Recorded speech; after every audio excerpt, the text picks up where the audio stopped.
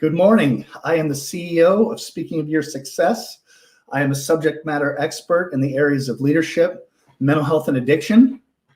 And I shared yesterday that my passion is to help anyone recover from the damaging consequences of mental illness, addiction, and family dysfunction. My mission is to utilize my knowledge to help improve the lives of people that suffer. And I've overcome so many circumstances that should have defeated me that I want to show others how to overcome the circumstances that are meant to defeat them. And my message is that no matter your hurts, your mistakes, or your diagnosis, you can accomplish any goal and live a life beyond your wildest dream. I just saw my wife chimed in. She might be my only follower, my only fan, and that's okay. I'm not doing this for likes or follows. I want to share my story to help anyone that wants to rewrite theirs. There was a time when my story was a nightmare. It was a horror, show. Nothing that I wanted to do was happening. Considered a failure, college dropout, and looking at 33 years in jail. But the purpose of doing this every day is to just talk about my experience, that once I accepted my mental illness, once I decided to treat it, that everything that I wanted to do, all my goals and everything, gave me a life beyond anything that I could possibly imagine or anything that I thought was possible. Because at the end there, I was hopeless, and I went from hopeless to having, all the hope in the world that I could do anything that I want to do. And I want that for other people. I've shared that the inspiration for me to want to do something like this happened 20 years ago now, 1999, when I dropped out of college and I walked out of the admin building after taking full medical withdrawal because of mental illness. I had quit drinking. I thought I was going to be successful. I thought alcohol was my problem. I went into college in the spring of 99.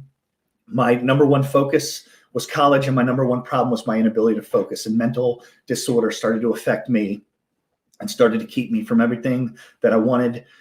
And there was a lot of pain there. So, to think about going back to that bench and sitting down with me back in 1999 and saying, listen, you have a condition. It's not your fault. It can be treated. And if you treat it, you can graduate college. You can own a business. You can be happily married. You can own a home. These are all things that are possible for you. And it's just at that point I had no idea that I could accomplish any of that. So that's precisely why I'm trying to do this, is to reach one person with that message. So oftentimes people struggling with mental health issues and addiction are hurting people, and hurting people hurt other people. And I've always had a heart for helping hurting people. And my hope is that I can empower others to positively impact the people that they love, lead, and live near, to the people in their homes, the people that they work with, the people in their community. If they can get well, the people around them get well. An addict, one addict affects the lives of 7 different people. If I can help one addict to not take a drink, to not use drugs, it will make 7 people's lives different. So again, another major reason that I'm trying to do this. At this point now, with addiction, with the opiate epidemic, 1 in 4 people struggle with mental health issues. COVID, huge deal, a lot of suicides. We are hurting ourselves. We definitely know someone, at this point that's hurting, and I want to reach those people. So, one of the things I want to do is I want to be able to interact with you. So I want to know, where you're tuning in from. Do I know you? Drop what city you're from. Let me know if you're watching it for the first time or if you're watching the replay later. That'll help me with how to develop content, whether it's live, whether I manufacture and put it up. Let me know if anything that I shared helps you, and let me know how I can support you. I'd like you to share this material, because I believe that person that was sitting on the bench from 1999 could hear this and go, wow, if I do X, Y, and Z, what I'm struggling with now, I can get through and I can have a decent life. And if you share it, it's possible to land, somewhere else. But I don't want you to just help me. Let me know how I can support you. Are you a fitness professional? Are you an Optivia fitness coach? What organization you're trying to advance? What's your message? Share it in the comments. Let me know so I can give you a shout out, and then I can be supportive to your efforts as well. So what I wanted to talk about today, and 2 lives ago on Monday, I talked about my story. And like I said before, it was authentic. It was all there. I covered every bit of the good and the bad. And it's important because I'm in this Twitter back and forth with someone who had a big problem with me using the word discipline in a post with mental disorder, as if there's people that are too ill to be disciplined. And I get it, right? For me to come in and say, get up, eat the right stuff, go for a 5-mile run. It's good for your mental health. Get outside, do X, Y, and Z. When you're suffering from serious anxiety or depression is not being mindful to someone's condition. But disciplines are actions that we take. For instance, taking my medication every night. There are times when it's time to go to bed, and I know that medication is going to upset my stomach. I don't want to take 7 pills, right? I don't want to do it, but I do it. It's a discipline. It's something that I have to do. He's telling me I'm harming people by telling people they need to be disciplined. I get that discipline is tough for a group of people, but I will not tell anyone that it's okay because you suffer from serious depression that you shouldn't take your medication. He's saying that I'm harming people, letting people off the hook for taking their meds, not seeing their psychiatrist, and not doing the things that they need to do for their mental illness is inappropriate. For me as a counselor, it's unethical. So no, I'm not going to sit here and tell you that you should avoid all disciplines because you're suffering from serious depression. The minimum that we can do is take our medications, if appropriate, and to see our doctor. And for me, it's a whole number of other things that I'm going to continue to share. Exercise is huge for me. Eating right is huge. Accountability partners and the groups I belong in with men are huge. Going to church, service work, 12-step meetings. These are all parts of my recovery that are, without any one of them, it'll start to upset the apple cart. So yeah, believe me, there are plenty of times that I don't want to do these things because I'm not feeling that great. But the bottom line is, on the other side of not feeling great and not doing what I'm supposed to be doing is second-degree burglary, is a shootout with police officers in the street because of a manic episode. It's infidelity to my wife because I can't think before I act and I want to go off feelings and the things that I want to do instead of the things that I need to do. And so irritability on a minor level, hey, I'm not really hurting anybody. I'm irritable. My wife doesn't want me irritable all day, every day at her. So, these are all things that, some of this stuff sucks, but this is what it looks like if I choose not being disciplined, not being consistent. So, one thing I will tell you about this particular Twitter follower, for everybody listening or everybody that will listen, is a number of times he mentioned how many followers I had, that I only had 15 followers on Twitter. So, haha. And then he revealed to me that I lost a follower last night and that he would not be following me and I'd be down to 13. Bullies point out how many people like you and how many people follow you. Bullies draw attention to the fact that, hey, no one's listening to you, right? I don't like bullies. I don't like bullies. I was bullied. It wired my personality so much so that I just can't with anyone that's bullying another person for how they're liked and how they're followed. That's a big part of the problem, right? I mean, what was it? Suicides for young adolescent or teens is 180% because of social media, because somebody's on the other end of a Twitter keyboard saying you only have 13 followers, kill yourself. Happened to my niece recently. Got in a fight with one of her friends, and the response was, you should kill yourself. So what we say matters. And I like what Mike Tyson says, which is everybody has a planet to get punched in the mouth, and that social media has let a lot of people run their mouths recklessly without those consequences. That's what should happen to online bullies. I can tell you that right now. So Matthew, I appreciate you. I got a lot more to do than argue with you over the word discipline when it can be used in multiple different ways. And when I say discipline, it means getting up at 4:45 and going to the gym. It means praying. It means reading the Bible, read my devotional, meditating, again, nutrition, going to my growth group on Tuesdays. A number of times I didn't want to go because I just didn't feel like it. But I go. Discipline, consistency is how I've gotten to where I've gotten. And it would be irresponsible for me to stop that, right? To not say that stuff, right? I want to be an example. Yes, there are times when I'm so depressed I don't want to take a shower, right? But I have found that I've got to fight through that. Now, right, we're not fighting through depression. But again, the argument was that sometimes I'm not disciplined enough. I'm not disciplined enough to take, or I'm too depressed to take my medication. Wrong. Put it on your end table. Take it. For me, it's the matter of life or death. For me, it's the matter of freedom or 33 years in jail, because I faced that due to bipolar disorder. So what I'd like to share today is on medication. And one thing, I want to say as an overall thing, this isn't necessarily fun. Like I certainly didn't, wasn't thrilled I had bipolar disorder and ADHD. Certainly I'd like to be like a normal person, if that exists, where I don't have to go see a doctor, go fill a prescription. I mean, all this stuff is annoying. Standing in line for a prescription is annoying. Taking 7 pills at night is annoying. Talking to someone about my mental health issues and doing therapy, there's other things that I'd like to do. So it's not easy.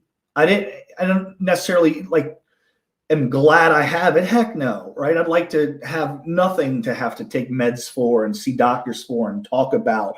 And then on top of that, I mean, as far as consequences go, I've hurt a lot of people, including my ex-wife, separated and divorced. That was a nightmare. I've hurt friends. I've lost jobs. I've disappointed employers. All that have happened as a result of mental health. It's just not fun. And like I shared on Monday, and I'll continue to share, it wasn't that I just said, you know what, I don't like this anymore. I don't like being manic. I don't like being depressed. I don't like getting fired. I'm going to go get help. That was just not my story. I tried to get help. It cost too much money. I didn't like the first doctor, so I abandoned it, and more consequences happened. What now happened to me was in 2004, I committed second-degree burglary because I had $1,500 in the bank. It wasn't necessary. I just didn't want to feel the way I was feeling. And I thought, you know what? I know where all this cash is. I'm going to take this money. I'm going to go to Atlantic City. I'm just not going to feel. My dad relapsed that day, and he was my example for the 12 steps. And we got sober together, and now he's gone. And I acted out. And the only thing I can tell you about that particular experience is I'm glad I didn't drink. I'm glad I didn't use drugs over the thing, because that wouldn't have made anything better. That would have ruined my life. So for me to take that experience and turn it into secondary burglary and be court ordered, mandated to treatment, was a life changer, but not some noble thing that I did that I want to get better, so I'm going to get help. No, I was forced to. But from that point forward, when I experienced what was possible from taking a doctor's suggestions, taking the medication that he prescribed, when I got frustrated because a particular medication didn't work or had to get on a new medication, when I got frustrated with the side effects that we'll talk about, the unwanted side effects, I stuck it out. I kept doing it. And after that probation ended, I kept seeing the doctor and I kept doing what I was doing.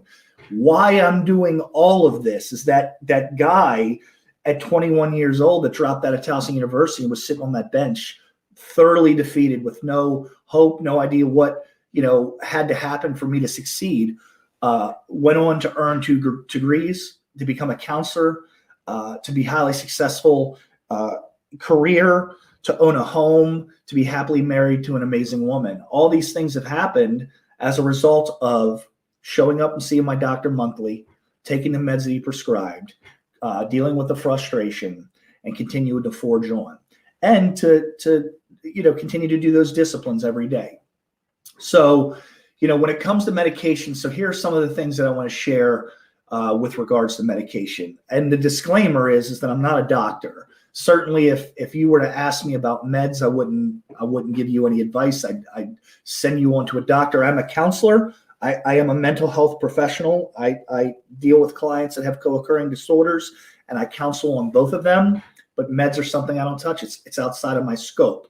So where I'm coming from is my experience. And the first thing I can experience, and I shared this a bit yesterday, was the first doctor that I saw when I dropped out of college. And my mom said, Michael, if you see a doctor and you get back on medicine, there's a possibility that it's going to be able to help you. And I heard, if I do it, I'm going to get help. I didn't want to be a college dropout. I wanted to succeed, so I did it.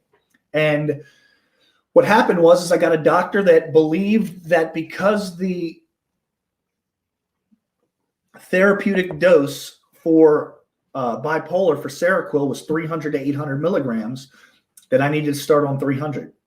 And I hated that medication because it made me sleep. It knocked me out. It felt like I had handcuffs on my brain, and I wanted to not take so much. And to her, that wasn't an option. So when I was court ordered to see my psychiatrist and we talked about Seroquel, what he said was, well, you know what? Everybody's different, and we can start with 25 milligrams, right, and go from there. But that was a closed-minded way to doctor, and you need to find a psychiatrist that's open-minded, that's flexible, that's willing to try things. And remember, you're in charge of your recovery. You're the author of your life, right? A doctor is a tool, but if you don't like the doctor, if you don't like the advice, if you don't like the course of action, then change. So I go to my new doctor. I get put on 2 different mood stabilizers. One of them was a drug called Depakote, and things were amazing.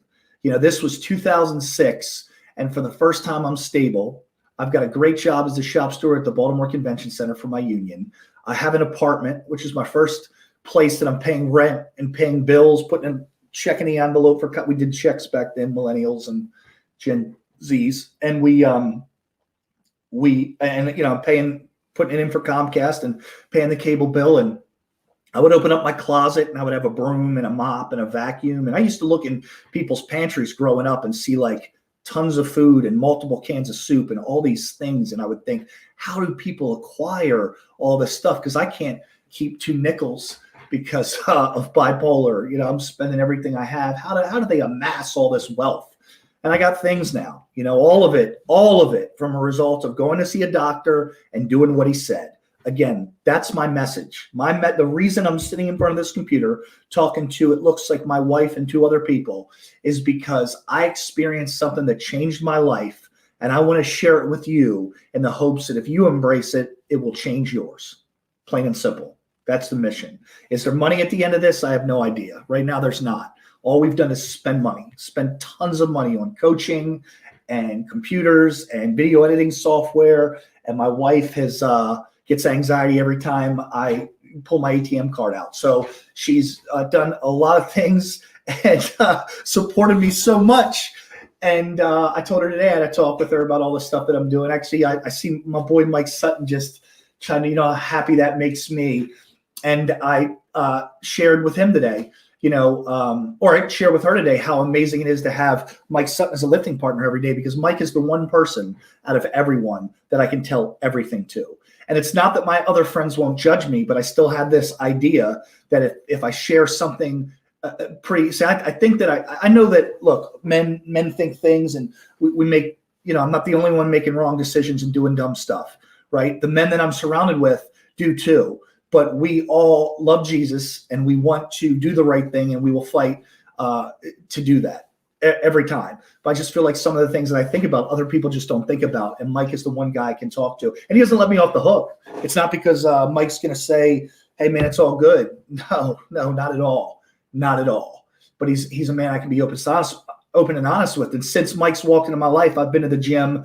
75% of my workouts I hit. Maybe I'd go to 1 or 2 when I want to go to 4. Well, with Mike, I got this partner in that. So I was telling Christina today, that's something that we're doing, supporting Mike in that. It's working. So everything that she's done, for the exception of karate, we joined karate and did that about 3 times. And I would think we were spending about $450 a month. That was a fail. That was something that I definitely had hopes that could work out. My intentions were good, but it didn't work out. But back to the meds. I'm taking the Depakote. I'm paying the bills. I got the apartment. I got the great job. And I get a call from my psychiatrist, and he says, you know what, Michael, you have to stop taking the Depakote right away because it's destroying your kidneys. So I got to get off this medication. And the other mood stabilizer I was on, Lamictal, wasn't enough to hold this elephant down, right? So I'm starting to speed up. And the other drug was a Seroquel. And again, Seroquel is something that just clamps everything in and just subdues me. So it's like a tranquilizer in a way. It's not mood or mind altering. I think people can abuse Seroquel. They put a lot of people in drug treatment on Seroquel in prisons because it helps prisoners and patients, clients sleep. But for me, today I'll take 25 milligrams on Friday nights. I've had my work week. I want to get up at 4:45 with Mike. I don't want to take a medication that's going to could make me sleep till 9 a.m. But on Fridays, I take it, I shut it down. 25 milligrams put me in bed till 10. But I didn't want to take it at that time. And my prescription ran out on a Thursday. And by Saturday, I was so manic that I wasn't Jesus Christ, but I was one of his prophets. You had to hear what I had to say. Like, I was spitting truth everywhere. I think I went to the convention center to pick up some checks, and the convention center was not paying us in a timely fashion, sometimes 45, sometimes 60 days. So I went in this, like I was Jesus on the hillside, went in this diatribe in the middle of the offices to anybody that was listening about how, you can persecute us and hang us on our cross. And that type of talk typically spells out like crisis. And from the things I was saying to my father, to my mother, I got a call from my stepdad, who's a physician. And he said, Michael, I'm worried about you. And I need you to take double your Seroquel. And if it doesn't knock you out, I need you to go to the hospital and have it knock you out. And I can tell you that when I'm in that place, I've committed secondary burglary. I got out of a car at Franklin Boulevard and Reisterstown Road. I feel like I'm putting myself at danger of persecution by revealing this, but the car had cut me off. I mean, definitely tried to kill us, almost ran us into a ditch. So something needed to be said, except the way that I said it was to take a Ruger P97 and walk in front of that guy's truck and shoot it 4 times right into the grill of his truck. That's where I was at on Saturday. So my deal's not depression at that point. I'm not going to sleep too much and not do my laundry. I'm going to get into a shootout with police in the middle of Franklin Boulevard and Reisterstown Road. I mean, that's what a manic episode's going to do. So that's where I was at. And my stepdad said, take double the medication, which I did. And it did knock me out. I was talking about, I take 25 milligrams now. I think I took 800 milligrams that night. And I got a call from my psychiatrist the next morning. He said, come on in. And he sat across from me and he said, Michael, I've never seen a bipolar that snaps out of control as fast as yours does. And what I heard is I heard every friend's parent, every teacher, every principal, professor, police officer, or judge that said, I don't know what's wrong, man. How could you do this? You're not a bad guy. How could you do this? And what my doctor said was, it's bipolar. And he put me on lithium. Kurt Cobain sang a song called Lithium. I don't know his story, but I know it ended in suicide. And for me, lithium changed everything. It made me stable. So we're continuing down this road of med compliance. And even with the med compliance, I had to get taken off of med, which is particularly frustrating, and then almost, disaster. So I've got to trust the process. I remember telling my doctor telling my stepdad when all this was going on that I'd rather die from kidney failure than untreated bipolar disorder. And what I meant by that is I was on a medication that was working and it was destroying my kidneys. But over here, I'm going to destroy my life. And I'd rather destroy my kidneys than my life. And I want you to remember that thought, because when it comes to taking Seroquel or anything else that I have to do to not ruin my life today, that is the messages to, okay, this sucks. It's frustrating. The psychiatrist, the pills, everything that you have to do. But what's at the other side of that, right? What happens when you say, screw it, I'm not doing it anymore? What does that look like? Do you want to kill yourself? Are you not the best mother, father, husband, wife, right? Are you doing unspeakable things at night all alone? Me too. So I can say, screw it. I don't want to take the meds. This sucks. It's frustrating. I'm done. I'll end up in handcuffs or I'll die a violent death within a month or two. So that's what I know for me. And the other thing about treatment, whether it's mental health treatment or addiction, understand this.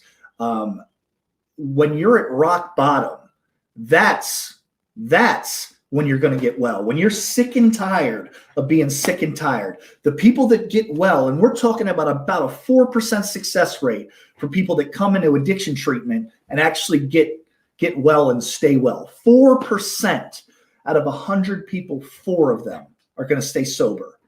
I think that in order to recover, you have to be desperate, as Jack was in Titanic, in the middle of that cold ass water, right? What would Jack have done for a life preserver? What lengths would Jack have gone to for a raft, right? Those are the lengths that we need to go to recover from mental health and addiction. Like our life depends on it. Like we're drowning and we're searching for a life preserver. And so for me, it was utter desperation. 33 years in jail. And the judge said, when I was in college, I had a roommate that had bipolar disorder, and he got in a shootout with cops in front of the dorm. First of all, only God. Now, that's not to say when I say that God puts me in front of a judge that had the roommate that had bipolar that got shot out by the cops, because that's to insinuate that God wasn't there for you when you got the other judge. But all I can tell you is it's a divine moment to be in front of a judge that understood. And he said, Michael, I sent you to fight. He said, if you don't get help for your bipolar disorder, you will come in front of me again and I will lock you up for the rest of your life, or you will die a violent death. And he said, I sentenced you to 5 years in the Department of Correction. Now, you know how slow that gavel was? 5 years. I suspend all of it. The gasp in the courtroom, no one could believe it. You don't walk out of Carroll County after burglarizing a liquor store free. But I did. He sentenced me to psychiatry, and it changed my life. Again, why I'm here. So as I continue on with this medication, a couple things happened. I started to gain weight. I can remember going to my psychiatry office, and I told you, you're the author. So if you're gaining weight and you want a different solution, right? But there's also this thing where you can look for other solutions, and you can be concerned about your weight, right? Or your sex drive, or some of the other things that medication will affect. Is it okay to take a medication that's going to calm me down and keep me stable, but I can't perform for my wife because this medication has just taken my libido away completely? Is it okay to not be there for my wife because of this medication? Well, without it, again, violent death, locked up for the rest of my life. And what God brought me was a woman that understands. That's what he brought me. That's what I needed, was a woman that understands. Now I'm here to tell you, and there's only 2 people watching, the libido's fine. The meds haven't affected that, but there's been times when that's been a case, and an ex-wife that didn't understand, that took that personally. The weight gain, I told my doctor, I said, I'm gaining weight. This is crap. I went off this medication. And he said, when's the last time you had McDonald's? I said, I had McDonald's on the way here. He said, I don't care about your weight gain. I care about your bipolar. Stop eating McDonald's. So yes, the weight gain's important, but if coming off of medication because you gain weight has you face down on a couch wanting to kill yourself, or looking at porn addictively, or using substances you shouldn't use, then where's the opportunity cost? Where's the trade-off between putting on 15 or 20 pounds? I mean, yes, it's not acceptable, but how is your diet? Are you exercising? We got to do what it is we got to do. And with medication management and all that, there are a lot of things that we can do holistically. I shouldn't be loaded up with sugar and caffeine as a bipolar with ADHD. So these are things that I know that if I'm moving pretty fast and moving towards manic, that I need to cut out my caffeine, that I shouldn't eat so much sugar. Fast food. Also, I don't know what crack cocaine they put in McDonald's French fries, but I know it gets me moving. Sometimes when I'm depressed, McDonald's is just what the doctor ordered, but there's a reason for that. And it means it's not healthy for me. So there are a lot of things that we can do holistically. Exercise. When you talk about exercise, creating endorphins, tying into the dopamine reward system, lowering the stress hormone cortisol, there are things that exercise is going to do, right? That is going to make you well. And if you're doing those things and taking vitamins, if I take omegas, a multivitamin, B12, vitamin C, if I'm taking these things, then the need for psychotropic medications is going to be lessened. But I urge you to trust your doctor. My doctor was one that gave me a printout of all the things that I should eat, all the things that I should avoid, the vitamins I should take to manage my bipolar without using psychotropic medications. Not to never have to use them, because one thing my psychiatrist said to me is you're always going to need to be on them. And I don't know if it's my size. I'm this elephant, this bull in a china shop that needs to be, reined in so much. But hey, It earned me 2 degrees. It gave me the most amazing wife in the world. My best friends on the live. To have a friend like him, his quality of character is it's worth it. If I stop taking medication because I gained a little bit of weight, those things are going to go away, I promise you. And that much I understand. And I think that's where I'm advanced in a lot of ways, because I've experienced all of this. I can look at somebody and say, you're going to experience some of these frustrations, some of these side effects, some of the suckiness of having to take meds and see a doctor. But on the other side of that is everything that you want. It's your best life. So again, why I'm doing any of this.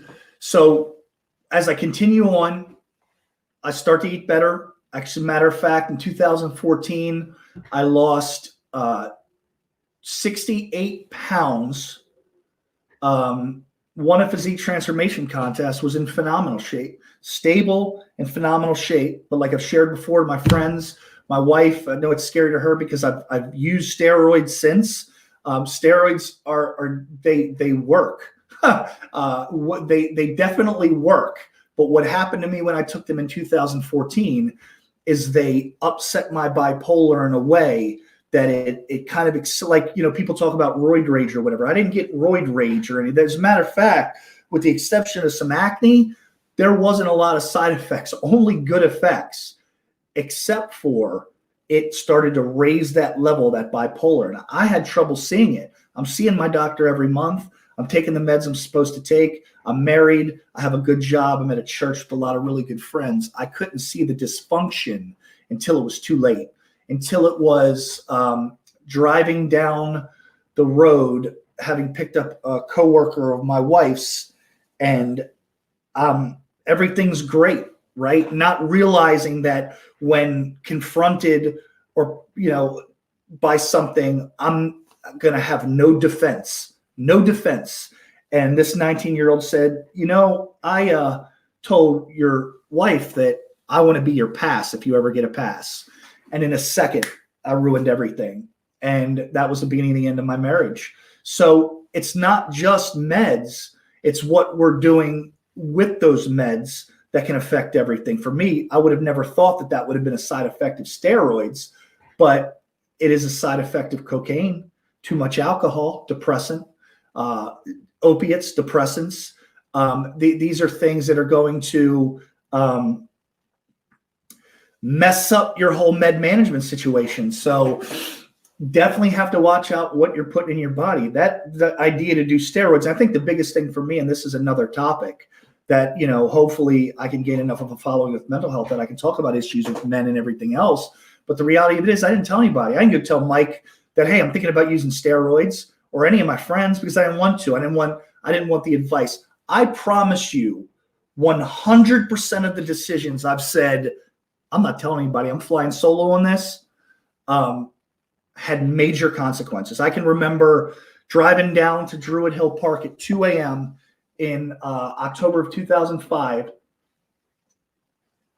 because I'd organized a drug deal between a friend that had like the marijuana with the fuzzy purple stuff and all sorts of crystals, which I never smoked. I smoked Sensimilla. It was sticks and stems. I'd still smoke it and like come out of a blackout with a macaroni and cheese in a pot and a big wooden spoon. I mean, it worked for me, but this purple stuff I could introduce to this guy in Baltimore and they could sell it for a ton of money, and it made complete sense. And even though I was sober, it just seemed like a good business deal. I mean, I wasn't touching it.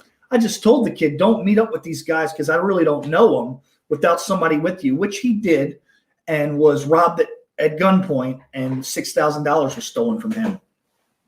And I can remember driving down to Baltimore, and I called my mom at 2 a.m. and I said, Mom, I got to go get this stuff back. This kid got robbed. This is on my watch. Like, I got to handle this. You don't rob us. You got to cross 2 bridges to get to Carroll County to rob us. You don't cross 2 bodies of water to rob us, right? And so I was offended, and I had to defend our honor. So I drove down there, and my mom said, Michael, you need to turn around. What would God want you to do? And it was at that point I said, I got to do this on my own. I got to do this. So this I have to do. And I tuned God out. I tuned my mom out. And I was shot at from about 15 feet. And all I can say is good thing that the gangbangers in Baltimore City hold a gun like this, because it's very hard to shoot somebody at point blank range with a gun like this. But that's what making my own decisions does for me. It puts me in front of a handgun getting shot at, right? So I told no one. I did it. I upset everything. It ended my marriage. It ruined everything. And so you gotta take the meds as prescribed. You got to deal with the frustrations that come with one not working, one continue, or one that works not working because changing chemistry or something like that.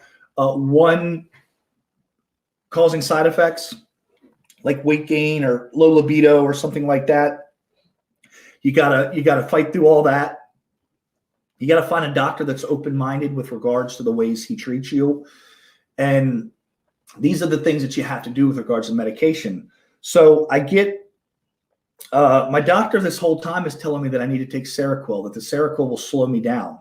And these decisions that I'm making where I'm not thinking before I acted, the Seroquel will intervene in that.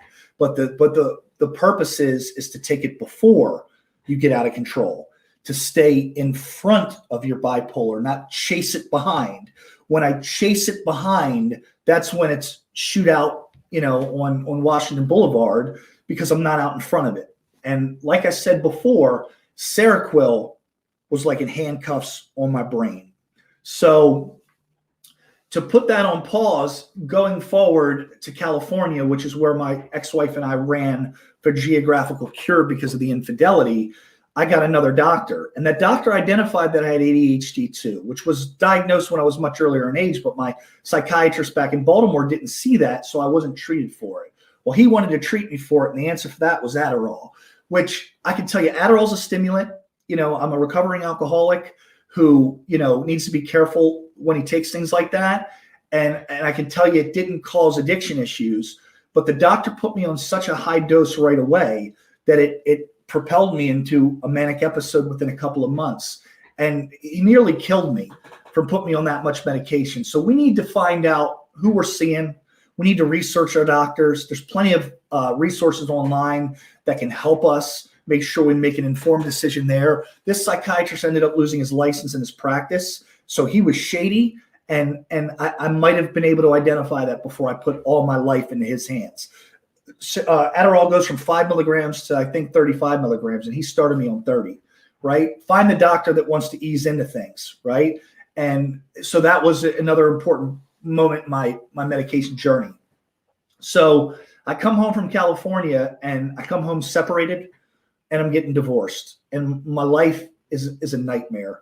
I'm in complete shock. I can't believe it's happening. But one thing I did believe was I was being punished, that my ex-wife was pissed, and that if I came home and I did everything right, God would bring my wife back. So in the eyes of God, if I was pure, if I did everything right, then I could get her back. And that was the intention, to come home, to not look at pornography, to not date, to be faithful, and to do the work that I needed to do, the soul work to get better.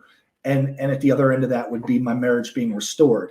And instead, I got on dating apps, which is like, for me, shooting fish in a barrel, and did more damage in that than I had ever done in any period of time in my life. And with that, there's another human being involved. A lot of hurt people, because I was so ill from my divorce that to go out and act like I was into you when you were just a vehicle, for my shame and guilt, was so inappropriate. And I hurt a lot of people. And then when the dating apps didn't provide instant gratification, and I was left there all alone, I remember texting 12 prostitutes one night, trying to negotiate a good deal, and I passed out exhausted. And when I woke up that next day and looked at those text messages and realized what I was about to do, full of so much shame and guilt. And what happened for me was probably one of the most important things that happened in my entire life. Was I drove to my psychiatrist's office that morning, and I took the wrong pill.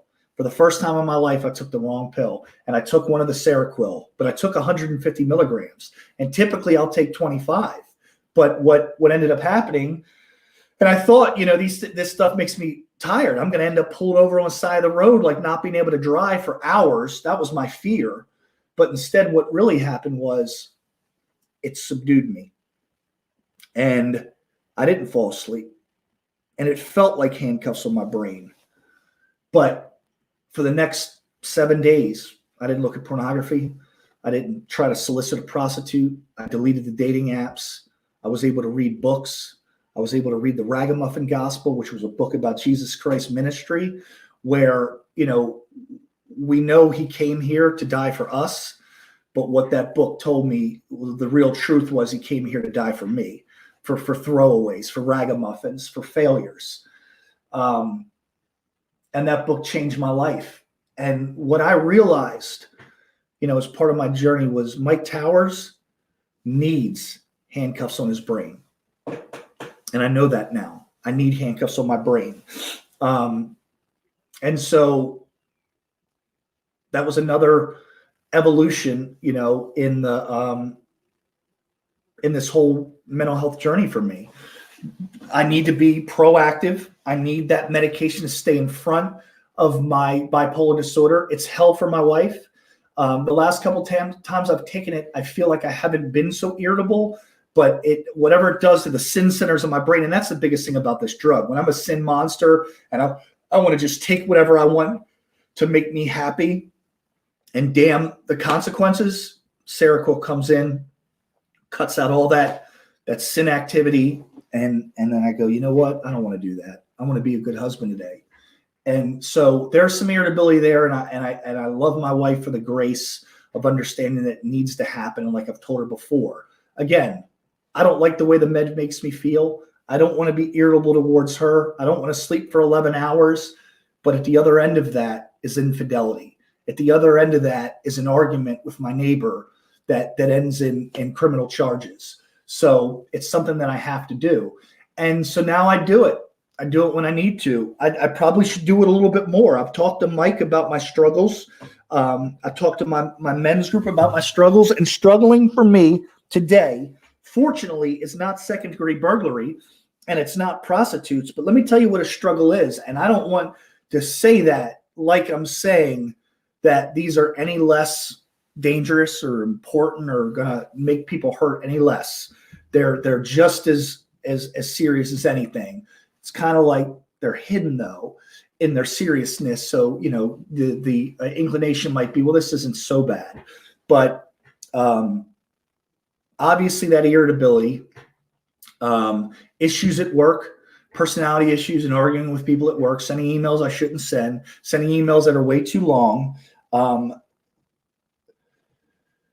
Looking at pornography. I mean, I had gone 9 months without looking at pornography. And I remember not too long ago, maybe it was November or December, I looked at it 2 nights in a row. And it was the first time that I had done it 2 nights in a row and 2 times in any month since September of 2019.